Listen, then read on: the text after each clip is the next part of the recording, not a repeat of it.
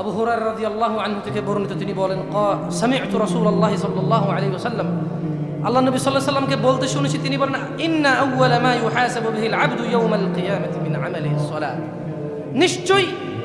বান্দার কিয়ামতে বিচারের মাঠে সবচাইতে প্রথমে হিসাব নেওয়া হবে নামাজের। ফাইন সালুহাত, ও ফজরের মুসল্লিরা, পর্দার আড়ালের মা ও বোনেরা, যারা তোমরা ফজরে জেগে যাও, যারা তোমরা শত রান্না বান্না বাদ দিয়ে জোহর আদায় করো, তোমরা যারা বিকেলের ক্লান্তি নিয়ে আসর আদায় করো, যারা তোমরা সন্ধ্যার টেলিভিশন দেখার সময় মাগরিব আদায় করো, যারা তোমরা ঈশার সারা দিনের অক্লান্ত পরিশ্রমের পর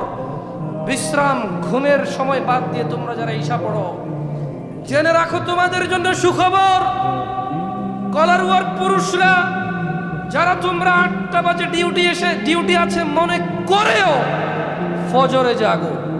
যারা তোমরা চাকরি নেওয়ার সময় চিন্তা করে নাও যে জোহর পড়তে সময় দিবে কিনা, যারা তোমরা দিন মজুর নিজে নিজে কাজ করো, জোহরের সময় মনে করো 1 ঘন্টা গেলে যাবে, কি আর ইনকাম হবে, আল্লাহ যা রিজিকে রেখেছে চলে আসবে, জোহরের নামাজে যারা তোমরা যাও, যারা তোমরা আসরের আড্ডায় মেতে না উঠে বাইতুল্লাহ মসজিদের দিকে যাও, জেনে রাখো তোমরা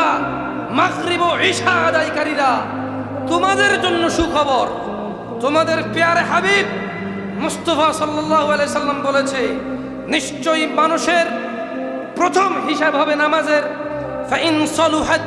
ফাকাদ আফলাহা ওয়া আনজাহা, যদি নিয়মিতভাবে ঠিকমতো নামাজ আদায় করে যে, সে নাজাত পাবে ও সফল